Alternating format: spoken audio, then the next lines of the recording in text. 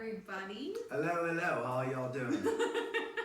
Welcome to episode 10. I just thought I'd try something different. I know, but it didn't work. It didn't work. No, you gotta be confident. I have to Stick really with be, it. hello, everybody. I didn't know. This whole episode you have to speak in that accent. I thought that it would be fun if I did the episode in an English accent, but as I started, I felt actually offensive. I actually felt like, I don't know, it's hard to do that. But the podcast apologizes Yes, for its absolutely. accent attempts. It was not. I didn't think it was that much. Thank you so much for joining us, everybody. Let's get Muppety. Yes, thank you. And a very highly anticipated episode for those of you who have been listening and watching. We're doing our first Muppet drawing. Yes. So we announced that every 10 episodes we're going to draw a name to win a Muppety prize because we just super appreciate you guys. So we want to give you something a little special. And we're going to do our first one. Oh. Yes. So how should we do this? Oh yeah. Do you want to? I think we both pull out. We read the We're same trying to one. find the same one. It's going to take up the whole 30 minutes. It's going to be a while, but it's going to be worth it. It's going to be worth it. You do have a great prize coming. Why don't you go ahead? Maybe grab the first one. Okay, whoa, the suspense. Oh, we should show, it's a pirate hat. Yeah. Arr.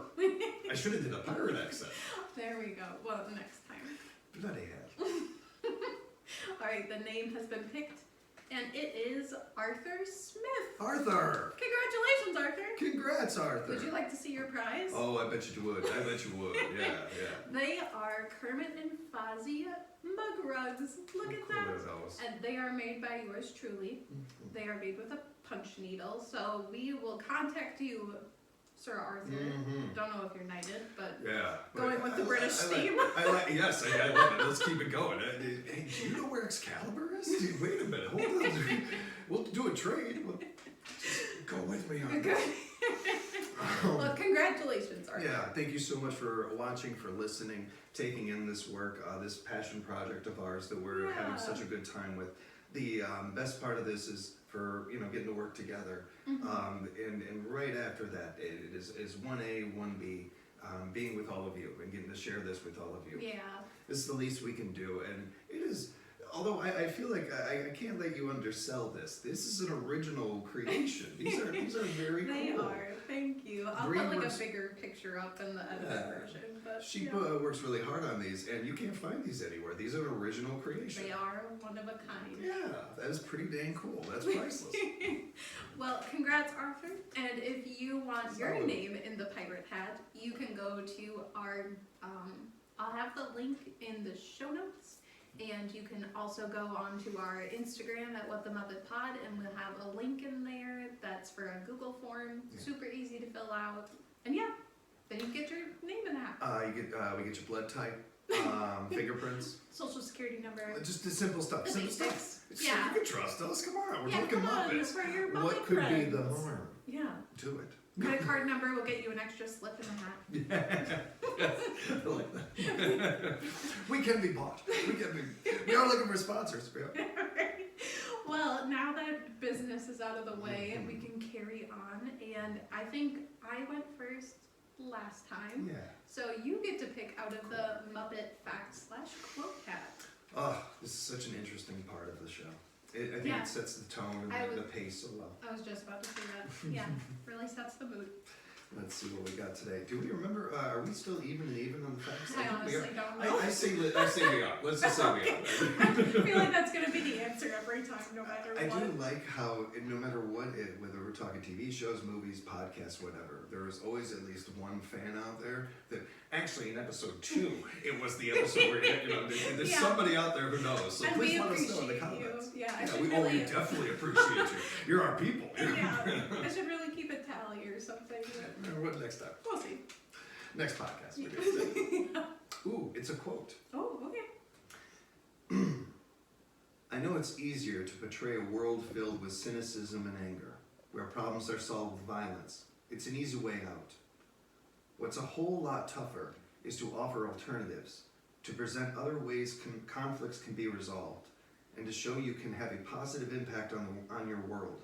To do that, you have to put yourself out on a limb, take chances, and run the risk of being called a do-gooder. Who Who else? Jim Henson. I knew it was Jim. Mm-hmm. Oh my gosh, I just love all of the positivity that's wrapped into each word in there, and I've definitely been accused of being a good doer, however he said it, a goody two shoes. Do-gooder. Yeah, that was definitely like my second name growing up, so maybe that's another reason why I connect with Jim so much. I think so. I think that there is a kinship that we find in people, whether it's people we meet or people we call friends or family, or people that are just, we look up to or we admire. I don't think it's a coincidence that we admire and we look up to people that we find similarities with, kinship with, or anything. Definitely. And I think we need, and in fact, I know we need more do-gooders in this world. We need more people like you that are genuine in heart and soul. Thank you. I think that the more I'm around you, the more that I take in quotes like that, and I've read that one before, but it's been a while. The more I do that kind of thing, the more I'm reminded of the person that I want to be, the person that I can be, and that I'm working to. I have a long way to go, but we're all works in progress. We are all work in progress, and that is kind of one of the fun things of life. But I like the intent of it, because one of the things that I admire about Jim, and I don't know if it comes across so much because of the do-gooderism and because of the feel-goodness of the Muppets and all these things as Ruby joins us. I don't look at Jim Henson as a pushover. And I don't think you make it to where he did in life by being a pushover. No. You've got to be able to, I think one of the things that gets missed, and I don't look at you as a pushover either. I know for a fact that you've got a backbone. Sometimes I flex it. Yeah, I'm very proud of that. As somebody who is protective and loves and cares about you, I want you to be able to have that. You don't have to flex it on me, with do-gooders aren't pushovers. Do-gooders aren't weak-minded or have a soft soul or something like that. They're some of the, if not the strongest, some of the strongest people you are going to meet in this world. He's right. It's easy to frown. What do our moms always say? It takes more muscles to frown than it does to smile. Yeah. There's some truth, there's a lot of science in that, but there's some truth in the sense of it's not easy to be positive. I'm finding this out. I've learned this in the last 5-7 years, whatever it's been, that this rewiring has happened for me. That I don't try anymore. I just see more the glass half full in these things. It's definitely a practice. It really is, but there are hard days. It's been a hard week, I'll say, and yet even with that, me 10 years ago or whatever, completely different than me right now, how I handle it. And I don't look at myself as a do-gooder or those things, but I know that I've learned from do-gooders. I know that I've gotten stronger from that, and I've realized the older I get, my dad was always right. The strongest people can bend. The strongest people can see the positive in things and really gun for it, really shoot for it. It's easy to be cynical. I know I've lived both sides, and it is very easy to do that. A lot more work to be positive. Yeah, and kind of jumping on something you said. Well, first, I'm sorry this week has been a little difficult. Thank you. But it's, what am I trying to say here? I had it all like perfectly formed in my mind, and then it just kind of jumbled up. We'll get it in the next take. I think that it's definitely okay to give yourself, like, this day is hard, and I don't know if I see a lot of positives in today. Those days are completely okay.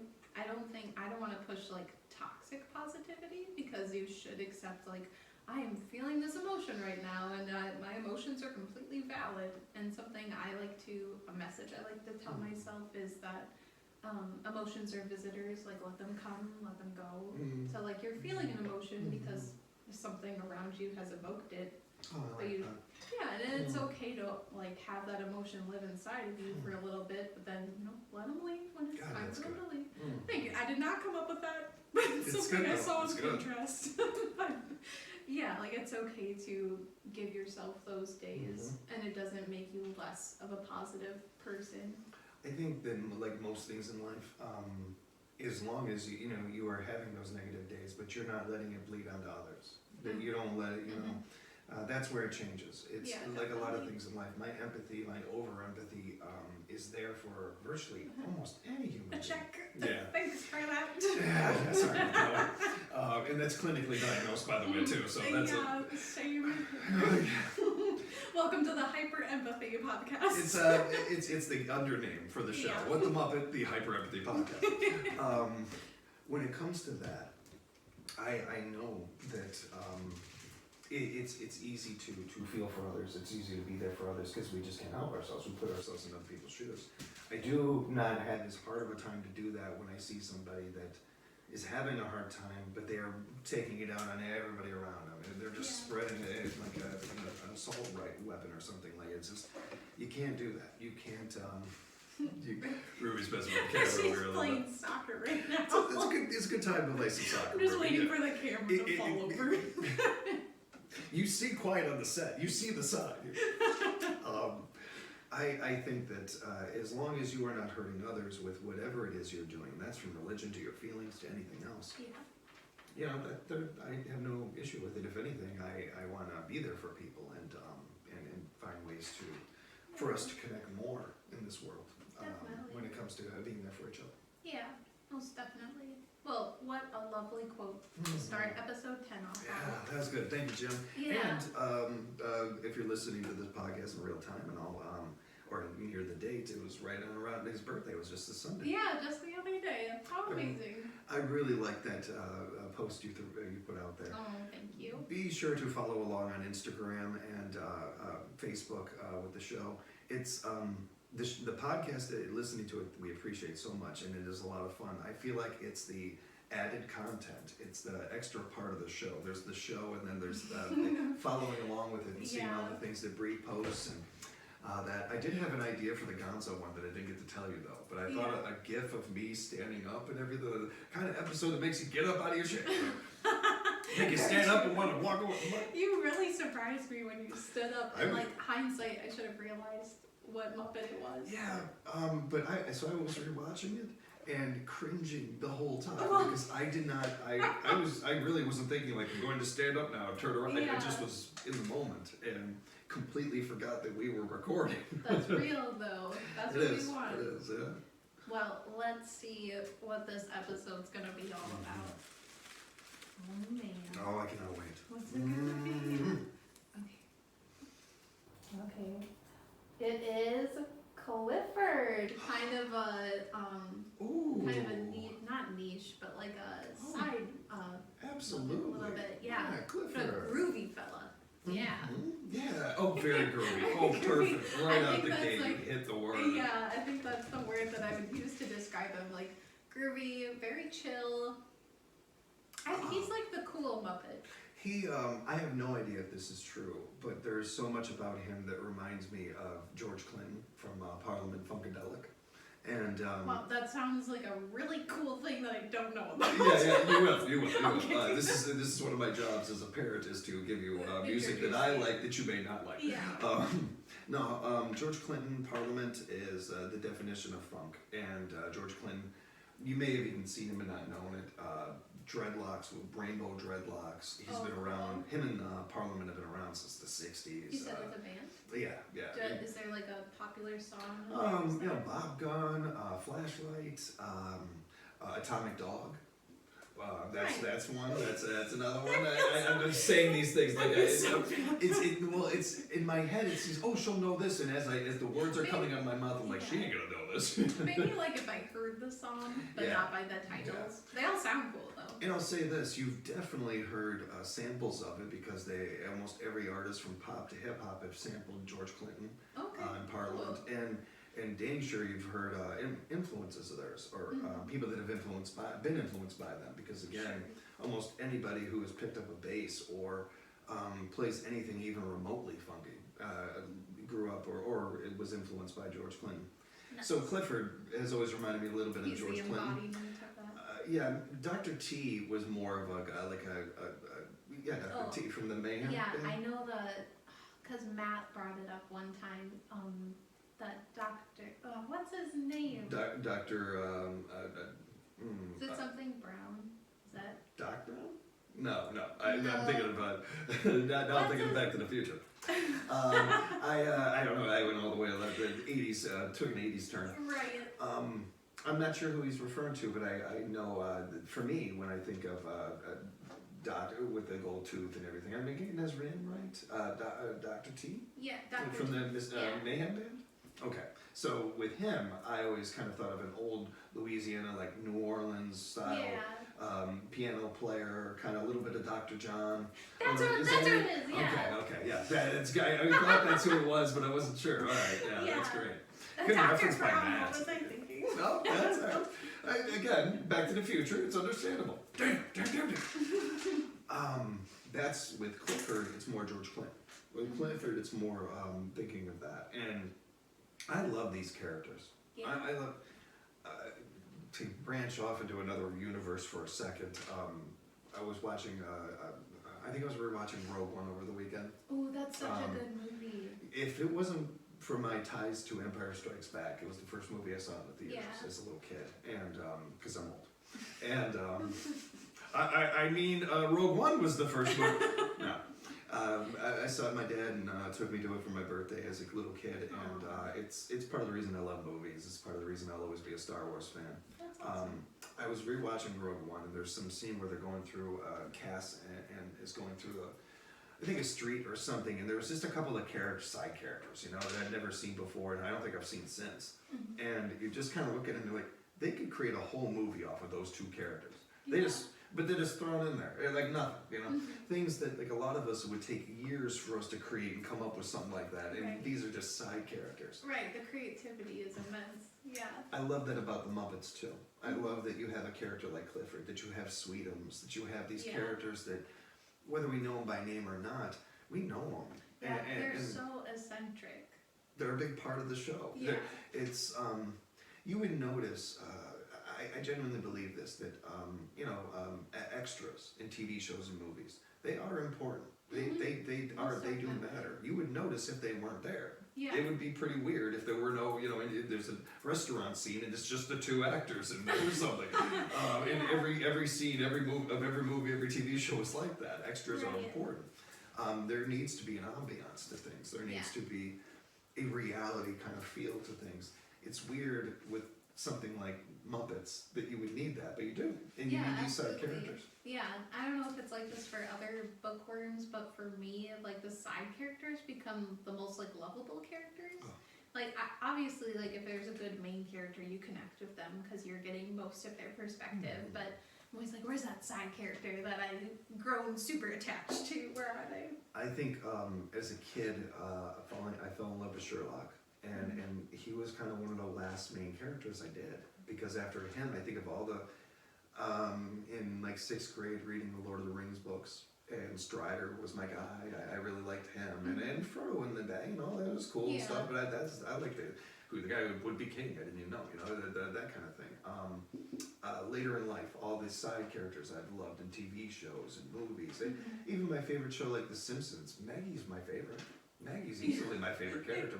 Maggie's probably my favorite cartoon character. Period. Like all of them easily.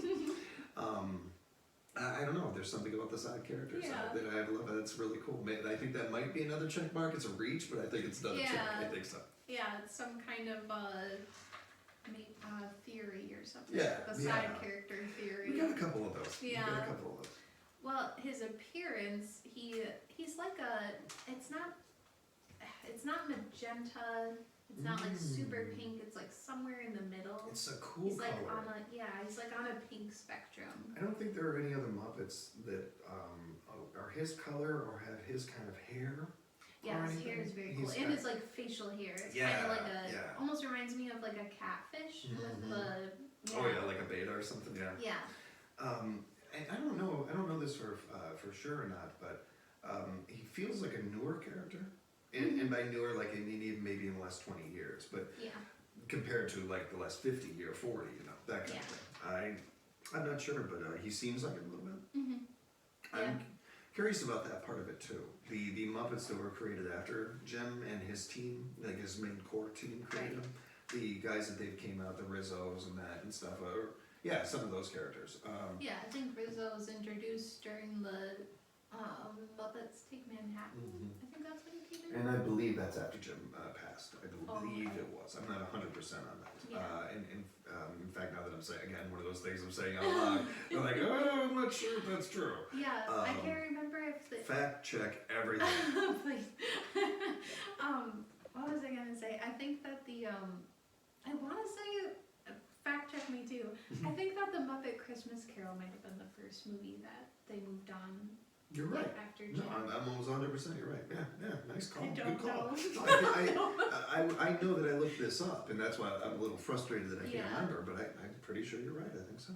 We'll see after we hit the record button. We'll be like, we were both wrong. I like that. Then we have to go back and like dedact all these things that our podcasts are like 2 minutes after all the stuff I've rambled and said. But Clifford's gonna be a fun character to dive into. Yeah. Should we put him in a scenario? Yes. Let us do see that. it. What scenario are we putting Clifford into? Do you think this Muppet would be good at telling a white lie? Ooh. I do. He's an assertive, like, tough love kind of guy. Clifford is definitely the type that is going to let you, and earmuffs if you're under the age of 5, listening to this podcast for some reason. Kindergartners super into podcasts. We're huge with kindergartners. This podcast is huge in grade schools. Blasting through every kindergarten room. They saw Muppets. They like it. Yeah, we're the new Steve from Blue's Clues. I think that he's the type that could definitely, tell you that Santa's real, that these kind of things. At least that's like the first thing I think of when I think of a white lie. One of those things that's more bent for the other person than for you in some way or something, that you want them to believe in this fun thing or this sweet thing. I think of him in the Muppets in Space movie. If like Kermit was like, Clifford, did you get the groceries like I asked? And he'd be like, yeah, Kerm, I got them. Good. Nice. Like something harmless. I think he's like a do no harm, take no S word kind of guy. Absolutely, yeah. I think so too. I like that about it. Really, whether you see it or not, all the Muppets. Like, who's the villain in the Muppets? Yeah. I mean, in the movies they have one sometimes and everything. It's usually played by a human being or something. But or even the Muppets that are kind of geared towards being like the bad guy. They still have such comedic moments. Yeah. They're like, it's that guy. I think he's there's the kind of gray Muppets, the ones that are a little more like that, and Clifford's kind of more on the positive, but a little around there. I can see him doing this. Maybe a little like anti-hero, like I don't watch Deadpool, but like that kind of I got you. spectrum. Yeah. I like that, and I like the idea of Ryan Reynolds playing Clifford. I like the idea of that. I think that's a good bit. I like that man. In period, I think he can play most characters. I think that's where we get polarized. Yeah.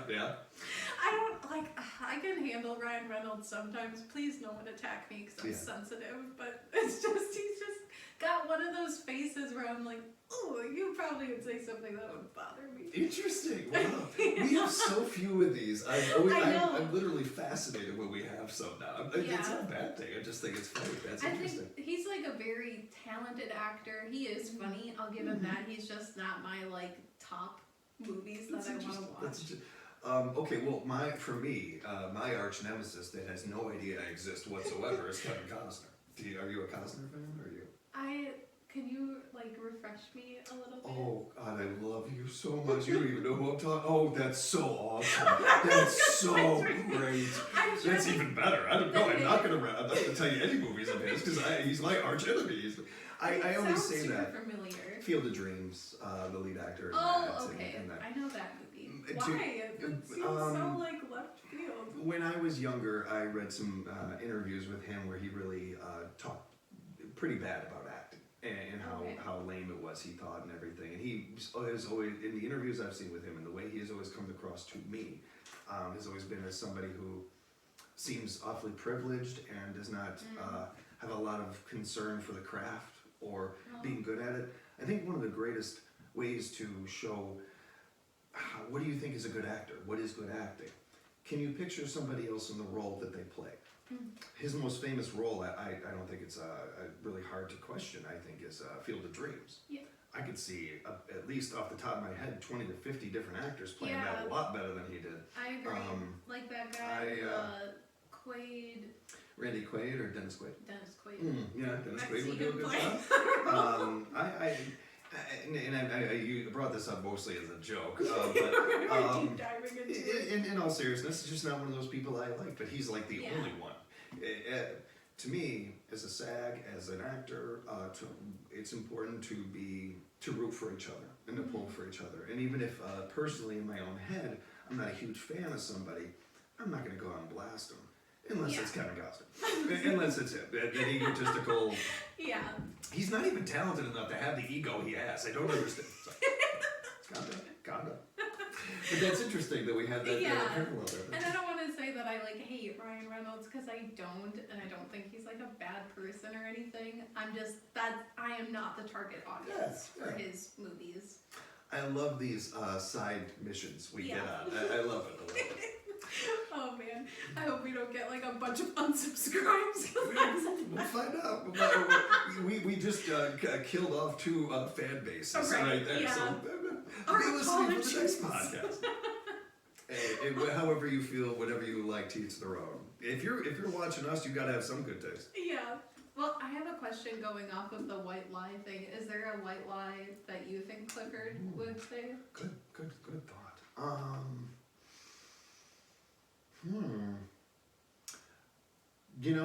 He'd be the type that Ruby, we're going to the zoo, or we're going to Pekka, so whatever, and you're actually going to the vet. Right. Yeah, I think he could do that. I think he'd be doing that kind of Definitely. I think that like there's such a coolness to like the tone of his voice, like for lack of a better word, that you wouldn't even be able to see like the pitch change for when which is almost dangerous when you come across that type. But you're right, he could. Yeah. He's also I think one of the people that you would want to give you bad news. Like if you gotta get bad news, I think Clifford's the kind of guy you want to get it from. Yeah, because he, like I mentioned before, he's kind of like a tough. I feel like he'd be like a tough love kind of guy, but I don't think that he would deliver it in a malicious way. Like he would be there for you and feel for you. Doctor said we gotta remove your foot, but that's all right, baby. We're gonna make this work for you. We're gonna get it's like, all right, yeah, he's right. It's not so bad. It's like, right? Yeah, he puts like a positive spin on it almost. It's a weird. I don't know. What's it? Amputation. Yeah, I don't know why I went to that. Would you cast this Muppet in your own Muppet movie, and what would your Muppet movie be about? Oh wow, that's one I almost wish we could put back in, because that's going to be so yeah, good. That's a good great question. one. Thank you. Oh, absolutely, yes. I Yes, I would wholeheartedly cast him. Yeah, and now I'm just trying to think of the. In a strange way, I've never thought about a Muppet movie that I could write or direct. Really? And now this is fun, just hitting me now. And all I want to do is work on that with you next as our next project. Yeah, well, we've already had so many fun ideas. Jason Segel seems to have a foot in the door with the Muppets. Right. I say we reach out to him. I say we. Jason, friend of the podcast. Yeah, he seems like a good guy. He seems like. Yeah, we've mentioned him enough We're times. big fans. We're fans of his. We're fans of I loved you in SLC Punk. Oh, he was so good in that. He was. Underrated performance. Another side character. Another side character. Great side. He had a TV show he did on TNT with Andre 3000. Oh, you mentioned this one. Yeah. See, we are friends. We mentioned it before. It's a good show. He did a great job with it. I would love to have seen some of the behind the scenes on that one. So with him, yes, I would definitely cast him in a movie. We both would. What would your Muppet movie be about? I almost feel like you have to have a plot first. Yeah. It's so hard. All their movies seem movie titles seem so plot centric. That's true.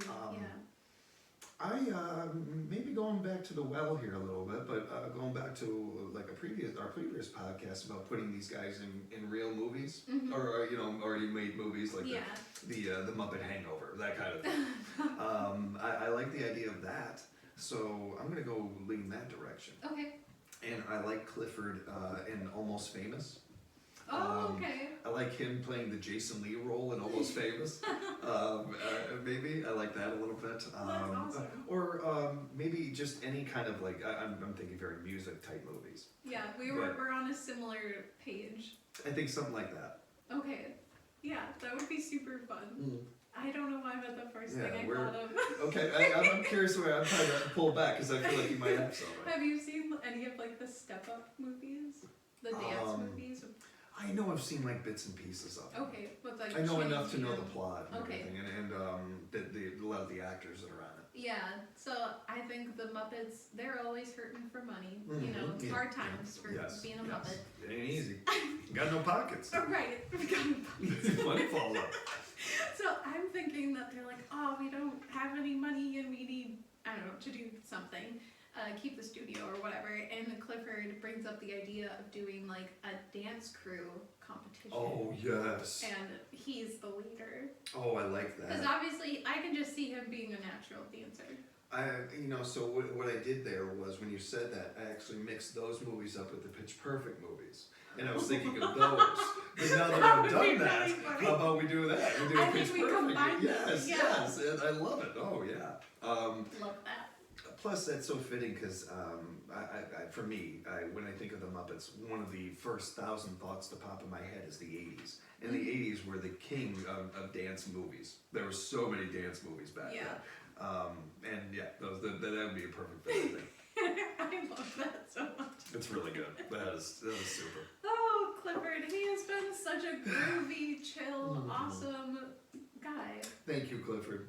Thank you very much. And thank you to all of you for listening. Yes, thank you so much. And congratulations to Arthur Smith for being our first winner. Congrats, Arthur. And thank Yeah. you to everybody that has subscribed already and listened. By subscribing, you get into the pod. You get into the Pirate Hut. Yeah, be sure to fill out that Google form if you haven't already. Yeah. And the next drawing will be episode 20, so just stay tuned. And Yeah. you can further support the podcast by following us on Instagram or YouTube at What the Muppet Pod. And shoot us an email if you feel so inclined to. Yeah, please do. Please do. Yeah, tell us what your favorite episode was or any Muppet facts you have. Do us a favor, and if you get a chance to answer the questions and the survey Yes. things, that's a real big help to us. And we want to make sure that while we're doing this as for fun and something to do together, we realize that as we're going along with this isn't just ours anymore. It's Yeah. yours too. So we love to have it here for you. Yeah, it just makes it extra special and Yeah. super fun. And yeah, so thank you guys. Thanks, everyone. We'll catch you next episode. Bye.